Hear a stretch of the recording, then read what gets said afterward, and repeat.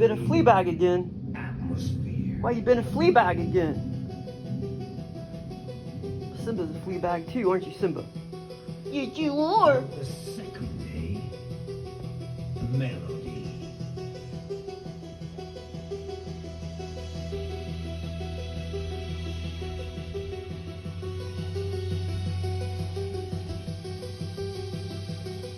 There's little Jakey the cat.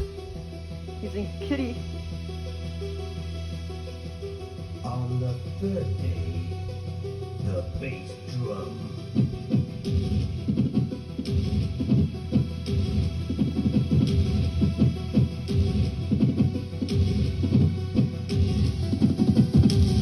Kitty heaven. Poor little guy. On the fourth day, I think he was about to die any minute. He was about to collapse. The next 48 hours, I think he would have just collapsed and died, but my mom put him down today.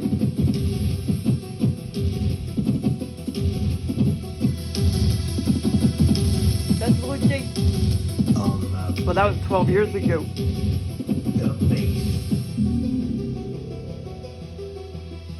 20 years old, basically. Wasn't you, Hannah? Yes, you was.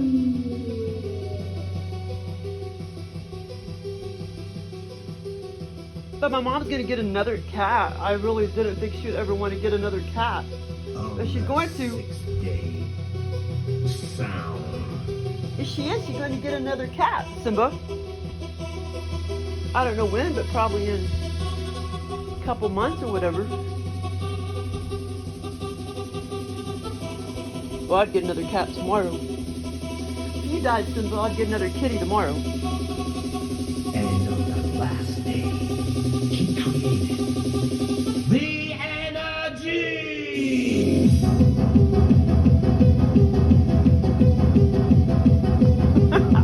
Hannah. Hannah.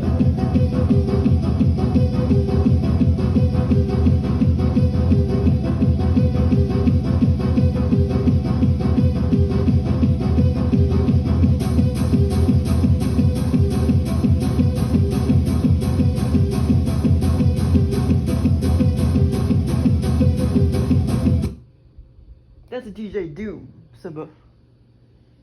DJ Doom is in the house.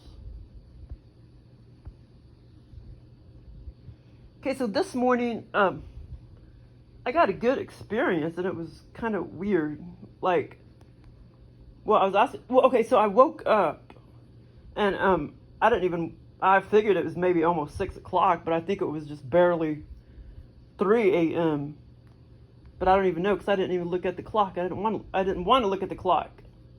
So I got up and went pee-pee, and then when I laid back down, I couldn't fall back to sleep. So that's why I know there's no way it could have been 6 o'clock, because I know I laid there for 2 hours trying to fall back to sleep, maybe even longer, trying to fall back to sleep. But I finally fell back to sleep, and then got up at 6:30. Well, I didn't get up at 6:30. Well, I mean, it could have been maybe 4 a.m. and then I laid there to 6 a.m. and then finally conked out and then had this experience. But I think it was maybe a little, I think I probably had it a little earlier than 6 a.m., but I'm not sure. But, so I was asking Joel to give me, out-of-body experience, blah, blah, blah, blah. And I was also asking him to try to make me fall asleep. Because I got, like, multiple chemical allergies. And sometimes my symptoms are delayed by 4 days, 5 days, 3 days. When I smell perfume and shit, ambient fucking smells, fucking 50 yards away or whatever. It's not physical. It's not getting physical shit on your body. It's ambient fucking smells. And I don't know, it just has... I'm sure I'll heal up completely. It just may take another fucking year. It's already been 2 fucking years. I mean, I'm 80% better, but I'm not 100% better since 2 years ago. But, yeah, so it fucks up my brain and gives me insomnia. But I mean, it don't matter because I'm still gonna get my experiences regardless. And Joe, aliens help me fall asleep or whatever. And it's really weird. It does something to your brain. Multiple chemical sensitivity. It does something to your brain, because like when you're trying to fall asleep, that's when that weird symptom comes on. That weird symptom where it almost feels like you're kind of having hypoglycemia, but it's not. It's fucking with your nervous system. You know what I'm saying? Your fucking central nervous system, whatever the fuck it's called, autonomic nervous system, whatever. It fucks with all that. And mine's already probably super sensitive because, I've probably been celiac all my life and I ate gluten all my life till 2019, so that fucked up my nervous system. And it also gave me ataxia. But I think I'm better with that. I guess that might not be 100% permanent. I mean, you get well, you don't get 100% better, but you get better once you stop eating gluten. But I definitely have fucking ataxia, and I didn't even know what it was called until, I got on the celiac forum, where you talk like you're fucking drunk, you walk like you're fucking drunk. Well, the multiple chemical sensitivity still makes me walk drunk and blah, blah, blah, blah. Multiple chemical sensitivity and celiac go hand in hand too, but when my celiac disease came in full force, I hadn't been able to heal from my multiple chemical sensitivity. So that's kind of obvious. But, so I just feel like, whoever the fuck, I don't know, whoever the, like, fuck in this dimensions, somewhere, it's probably only in America people have multiple chemical sensitivity. I don't know, but I mean, it seems like, or Canada or America. But I mean, I'm just saying, like in Africa, people in tribes, or Africa, I don't know, India. I'm just saying, what's that called? Industrial countries or whatever. It'll probably only exist in industrial countries, because it's probably somehow fucking, designed by vaccines, fucking shit like that, you know what I'm saying? And I've had so many vaccines all my life, tetanus, fucking tuberculosis. I don't know what the fuck I got when I was born, but you know what I'm saying? All throughout my life, at least up until 2015 was the last one I got, and I didn't want that stupid ass fucking whore. I didn't want it. I should have just punched that fucking bitch out. But when I fucked up my chin, I went to the emergency room. That stupid bitch just came up to me and gave me a fucking tetanus shot. I didn't have any symptoms or anything back then, which I'm surprised I didn't. But my multiple chemical sensitivity didn't start up until 2017. But I think I was having some minor issues even before then, I think. But it didn't start up hardcore till around 2017. But like I said, yeah, I do remember, because Charles was still alive in 2016, and I was still having issues in 2016 with some multiple chemical. Yeah, because he was still alive, my boss. And so so it basically probably started in 2015, actually. Now, I'm not saying that tetanus shot started it. I'm just saying the accumulation. Well, the first fucking of all, the fucking vaccines, I believe, are the cause of every motherfucking disease on planet Earth, and I really do believe that. I mean, like, I'm so sure they fucking had that millions of years ago. Or, celiac disease. I mean, I know it's been around for 1,000 years, celiac disease, but they fucking had vaccines back then. They had vaccines back in ancient Egypt. I mean, I don't know what chemical they had back 1,000 years ago, but I believe every single disease is caused by fucking vaccines. But like I said, I'm not saying that tetanus, it was just accumulation of shit. But I do know one thing that could have brought on my celiac disease full force, and it also brought up a not a severe bout multiple chemical. Well, it was pretty severe, but not like it is now. In 2017, 2017 when my mom recommended me to go to that stupid fuck doctor, and he put that fucking, what do you call it? Acupuncture on my head. And yeah, and then after that, you know, I had hardcore hypoglycemia, and that fucked with my limbic system. If you fuck with your limbic system, that's also somehow a part of multiple chemical sensitivity and your heightened sense of smell and blah blah blah blah. But it's, you know, accumulation of yeah. I mean, I don't know how it, you know, I don't. And if somebody just keeps getting exposed to chemicals, blah blah blah blah, I guess that fucks up your limbic system apparently. You know, because it rewires your brain to just like be a magnet and suck in all these smells. I mean, it's literally just programmed, just bam, bam, bam, bam. You know, like a whore on a job. You know what I'm saying? It literally, but not only that, your fucking sense of smell is a billion, well, not a billion, but it's about 1,000 times of a normal human. And right now it's probably like 300 times a normal human. But back when I had it hardcore 2 years ago, it was like probably 2,000 or 5,000 times of a normal human. You know, where I mean, I could smell somebody that has some fucking cologne on a mile away. You know what I'm saying? If I'm outside, you know, I can smell it a mile away, and it'll literally attack my brain. It literally just like a magnet. Only person that's going to understand this is somebody else that has multiple chemical sensitivity. Now I'm not getting attacked like that because, like I said, I'm about 80% healed. But like, and my sense of smell went way down. But yeah, I'm still having, you know, like a lot of symptoms and stuff when I smell perfume, blah blah blah blah. But, and I don't really think that. Well, I know, I think it works a little bit to a certain degree, and I still need to kind of maybe do some practices or whatever. That dynamic neural retraining program.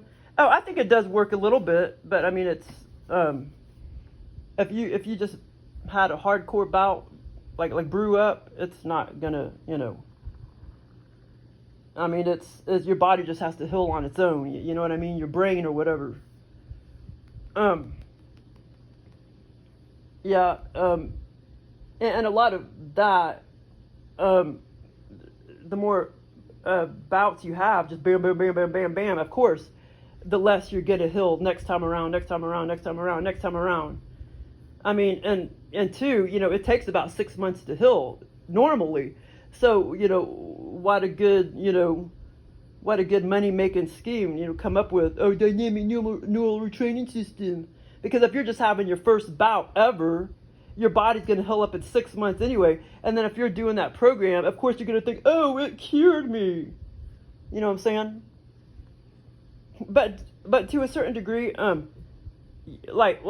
I could be like real dizzy, and I could tell myself like, I'm not dizzy. And it does kind of go away. I'm not saying it goes away 100%, but it'll go away like 80%. So yeah, I mean, I'm not saying it doesn't, you know, it doesn't work at least 5 or 10%. You know what I'm saying? But, okay, so anyway, I was like, well, this morning, so I was asking Joel to give me an experience, and boom, I got one. But the funny thing is, I don't know if I just can't remember, or if he just blocked my memory or what. But he somehow took me, my astral body, or, you know, my astral brain, or whatever, and I obviously, he probably started traveling with me like he normally does or whatever, because I don't know why I just somehow know that, but I don't remember any of that. You know, which is weird. I always remember that part. Or he's just messing with my head and just made me think he did that with me, and then boom, he just somehow plopped me down in a hotel. He plopped me down in like a kind of fancy, actually it was a fancy, like, maybe it wasn't 5-star, but it was 4-star hotel. So he plopped me, and I was telling him, you know, take me back to my mansion on East Sunshine Street and blah blah blah blah. I was just giving him ideas or whatever. yeah, and then so when when he plopped me down and or landed me, so to speak, in that hotel, in the lobby, I was like, okay, am I out of body now? Am I free to walk around now? And then sure enough, I started walking around.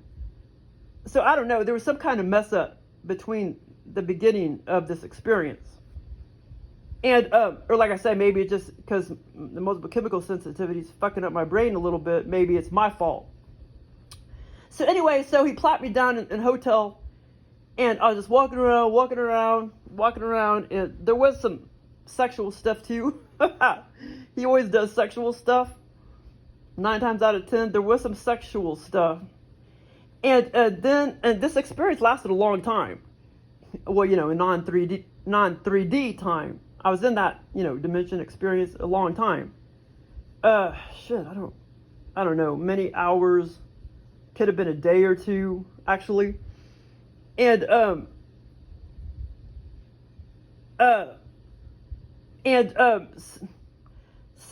then all of a sudden, like one of the bells, what are they called?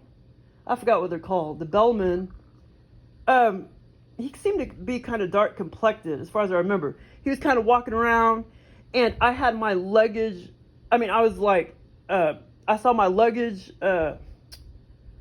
rack over there that I was about to pull. But the funny thing is, this luggage rack, so to speak, was like 2 panels of huge glass. And it was only like 6 inches apart. I don't even think it was 6 inches apart. It was probably, I don't know, like 3 or 4 inches apart. And there was these 2 big, huge panels of glass. Like on, like like rollers. You roll it along, like brass rollers or whatever, like wheels and stuff. And it was like the oddest thing. And I was trying to look at him like, aren't you going to come help me? Because I was trying to push it. I was trying to push it and pull it or whatever. And it was like wobbly like that, And I only had, it's like I had like a purse wedged in there.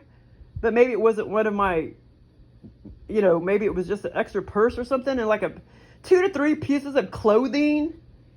And that was all like wedged in there. It was so weird. I don't know where Joe got that idea from, but it was 2 big panels of glass, just like if you went and bought a big sheet of the panels, like the wood panels, like at Lowe's or something. Those panels that are several feet long and several feet wide. I guess it's probably, I don't know, what are those panels? 4 feet or 3 feet by 6 feet or something like that. And these panels were maybe a little bit wider than that. But anyway, I was trying to like roll it and push it, and it was wobbling back and forth. And then like the manager of that bells person, the bellsman or whatever, I forgot what they're called. And the manager, he was like an asshole, and he was just kind of like, well, we're just gonna push it up here, like by the desk, by the lobby, and then just come back and get it, like whatever you want, because like nobody would seem to help me.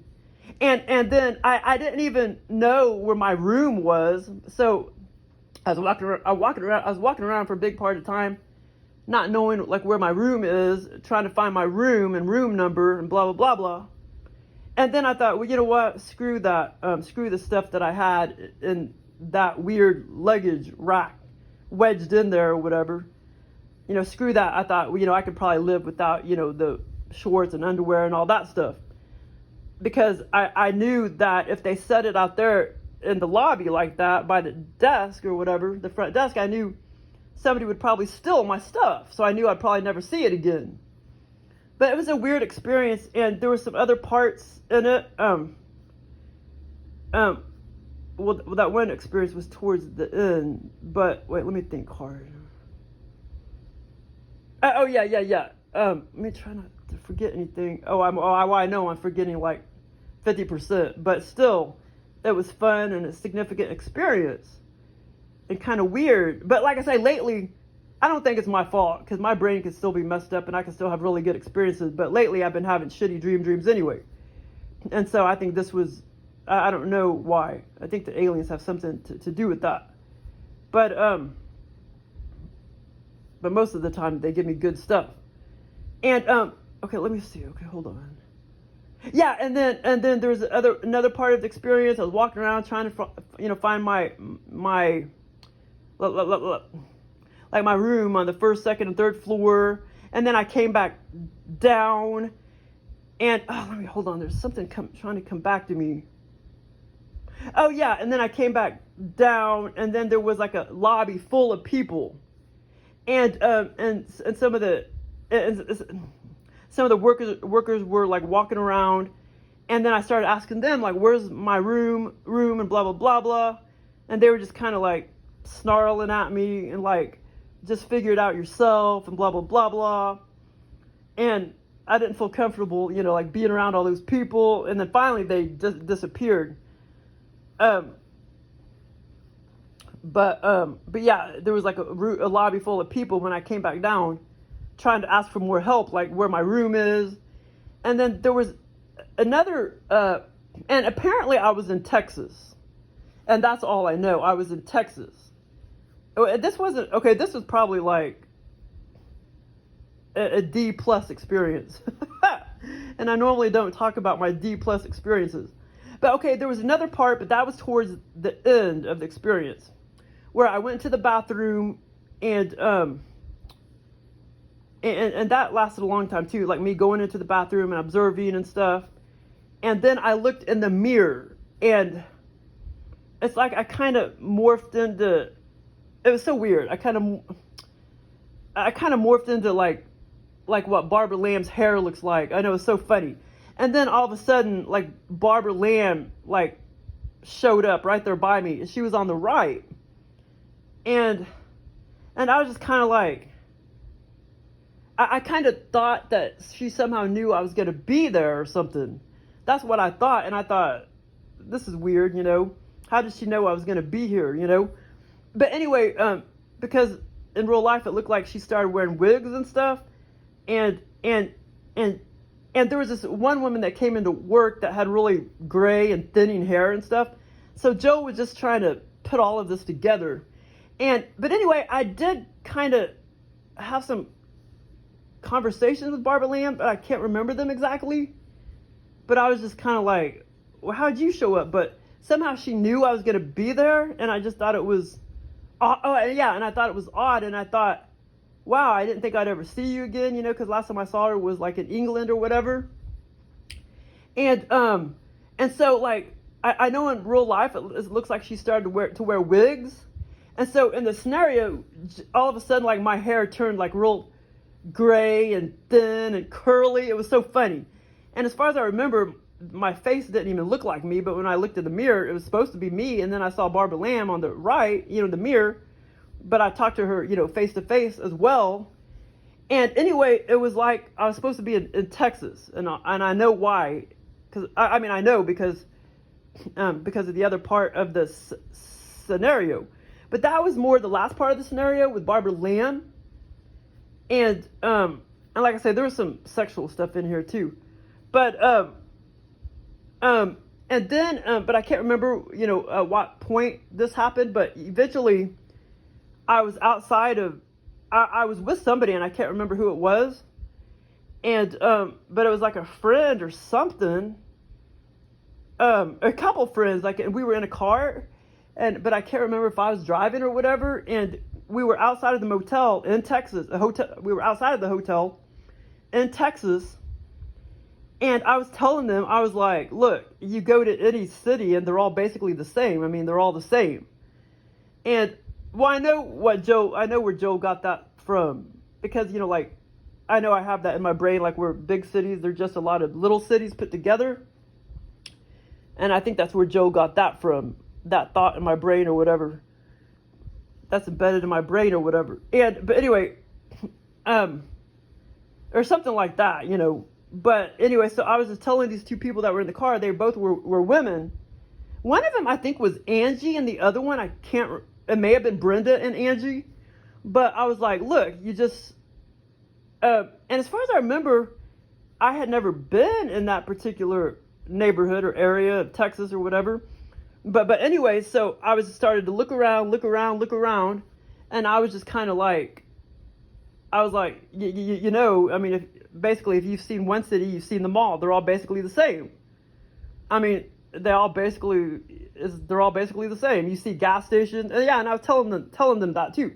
You see gas stations, you see grocery stores. It's all basically the same. And I told them that.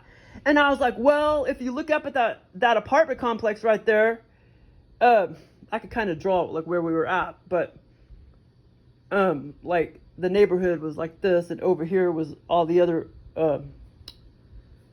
businesses, and then over here to the right was a big it looked to be about it was high, like 8 to 12 story apartment complex. And I was like, well, if you look up at that apartment complex over there, that's different. You're never going to see an apartment complex like that anywhere else.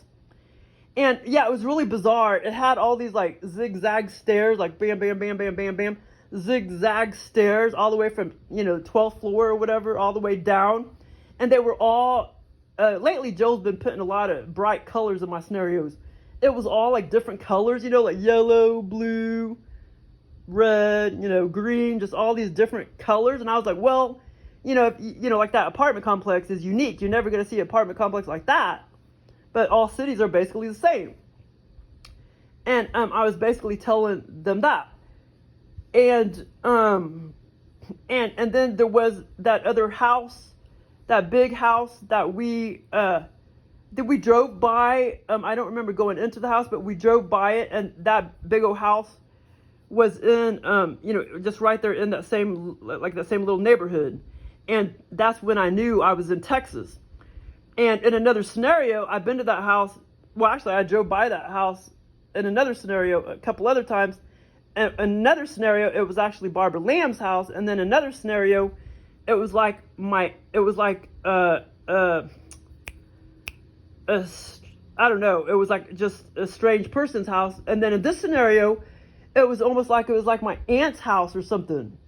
But it was the same, like house that Joel, he copied off the other scenarios or whatever.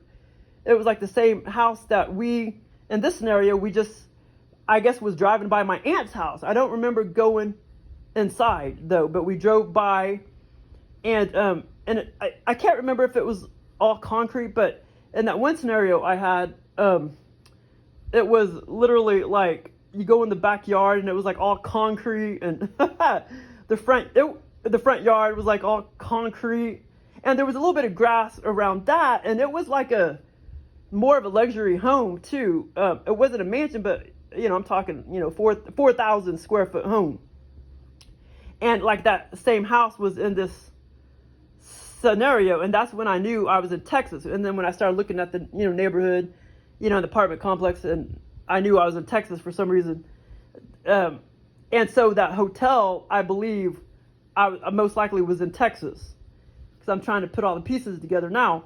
But like I said, this was like a D- experience, but it was still kind of fun, if you know what I mean, even though I forgot a lot. But I'm glad I remembered, like at least 50%. And some of the parts I'm editing out, because some of the parts was kind of perverted and stuff. Or I don't know, I probably forgot at least 40%, but I remembered at least 60%. And the other video I didn't post yet, but that was all bright colors too. That was the Willy Wonka auditorium, and I don't think I posted that one yet. But that's already on my iPhone. I just haven't posted it yet or whatever. But there was this other oh my god, now I gotta try to remember it. Okay, hold on. I was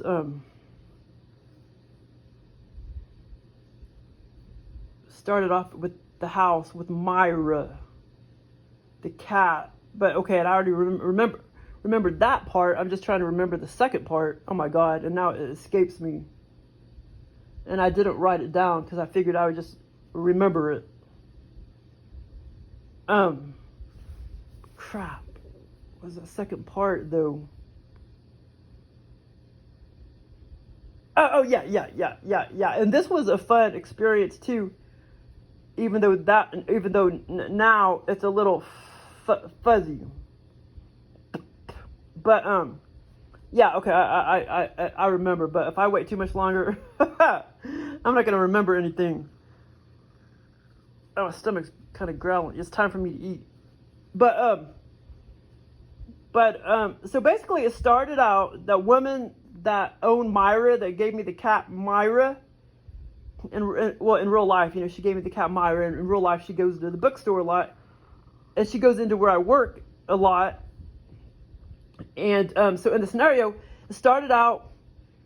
I was visiting her. She wanted to show me her new rental, you know, government assisted housing.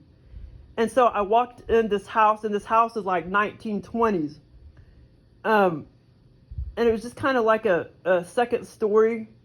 It was like one part of the house was one story, and the second part of the house, like the part to the left was like one story, the part to the right was like two stories.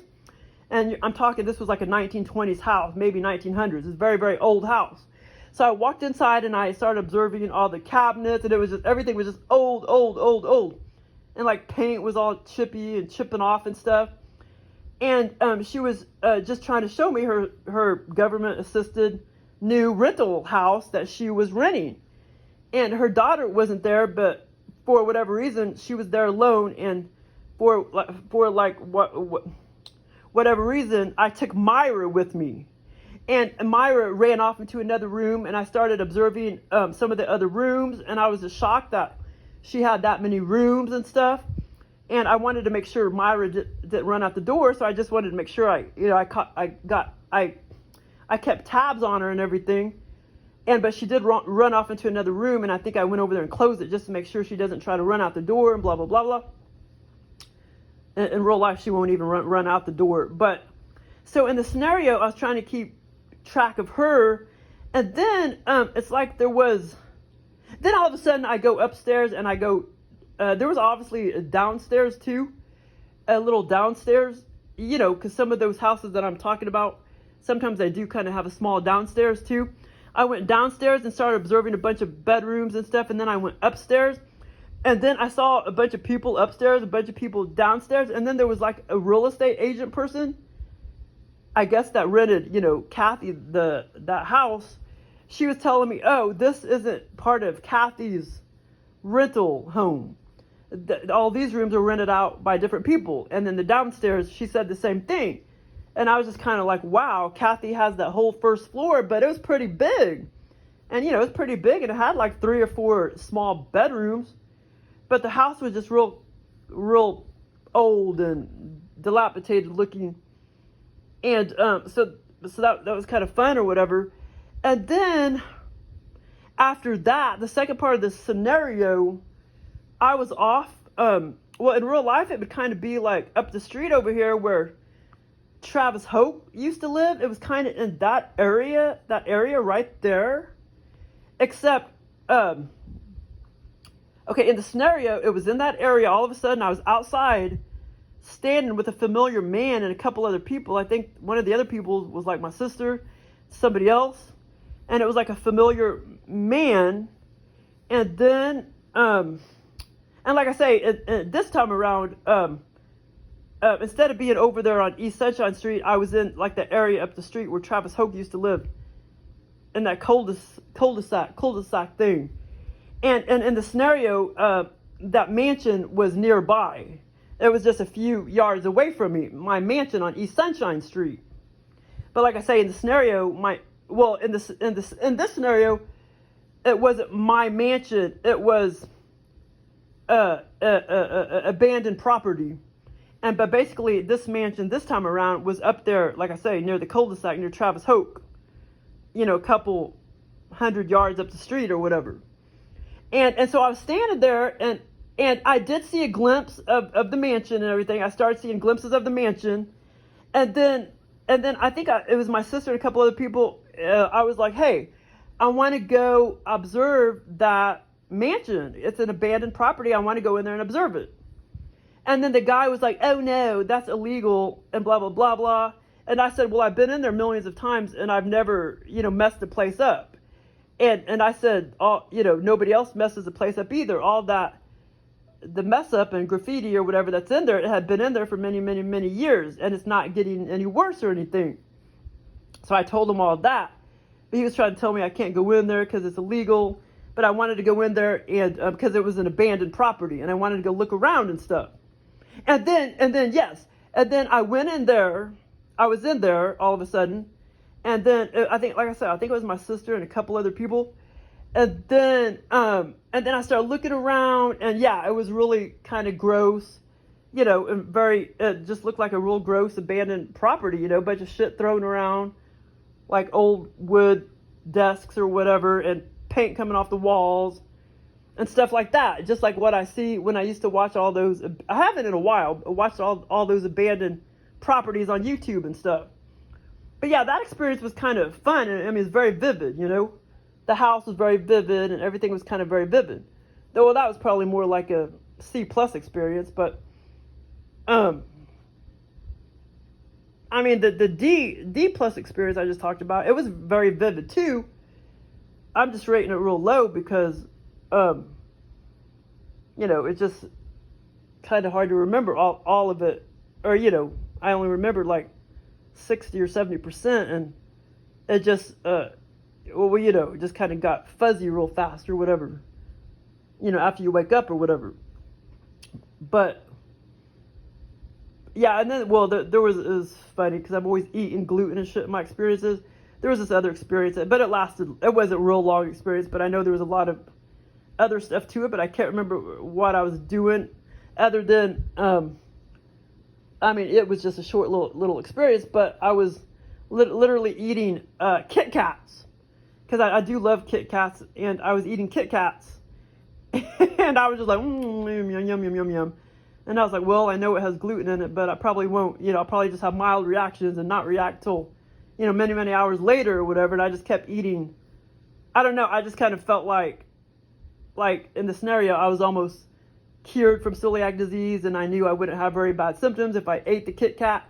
So I was picking out on Kit Kats, and I have those, experiences all the time now, eating gluten and stuff.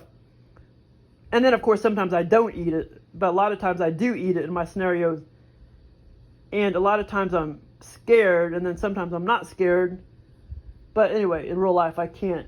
There's no freaking cure for celiac disease, you know what I mean? Even though some of those dumb butts act like they went through the dynamic neural retraining program, but no, hell no. That cannot cure celiac disease. But anyway, that's some of those stories are probably bullshit anyway. Like that one woman that had all these food allergies, and she claimed that, most all of them were gone, blah, blah, blah, blah, or went away. I mean, it's possible, I don't think she's lying, but, I mean, she's a very rare case. That's not going to help most people. And I guess Germany, they're freaking, even in America, I forgot what it's called, but they try to jab you with allergens. Like if you're allergic to shellfish, they'll just try to low dose immunotherapy. They try to, first of all, like I said, that might cure, 0.00001%.